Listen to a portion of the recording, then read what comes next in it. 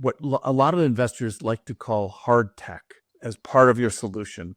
That makes answering this question a lot easier.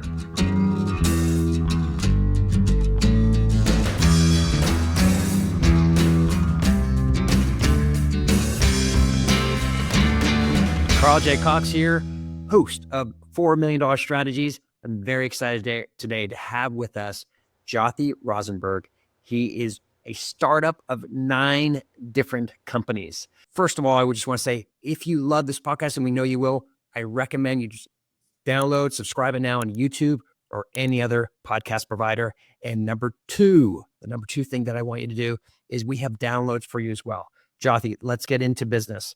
We are talking about how to create unique product and services so it increases the value of your company. Tell us how to do that.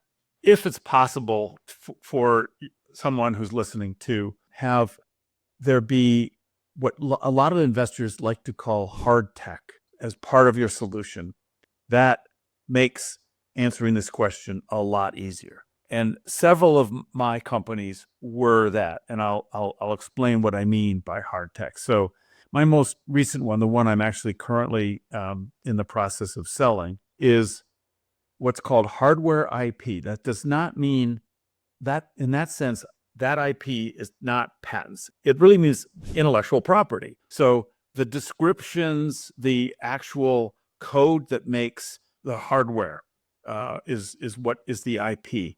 And the difference between that and sort of hardware that's not called IP is that it means that you're going to give it to a third party and they're going to incorporate it in their product. That type of thing, hard tech, is conducive to what are called utility patents. Utility patents are much stronger, much harder for somebody else to challenge than like a process patent, which is kind of soft and a little bit squishy.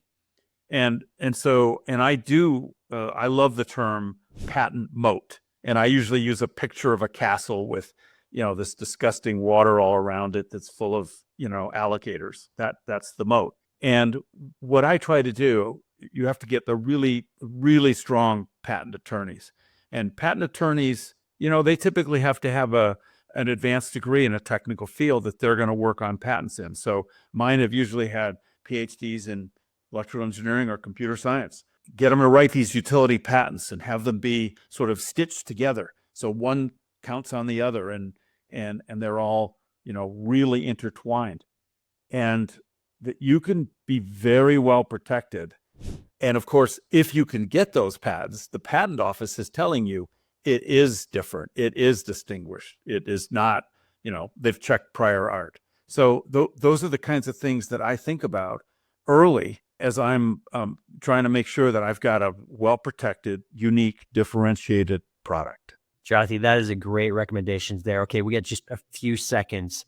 How early in the process of a startup should you consider trying to make sure you can make that work, get something that's defensible? It's within 18 months because at that point, you validated that it is unique. And you probably had a good feeling for that because you started the company, you came, hopefully you knew that market and you understand that there's an unsolved problem and you've figured out a solution, and that gets you on the right path. And then everything else I said is sort of what you do after, that 18 months or so.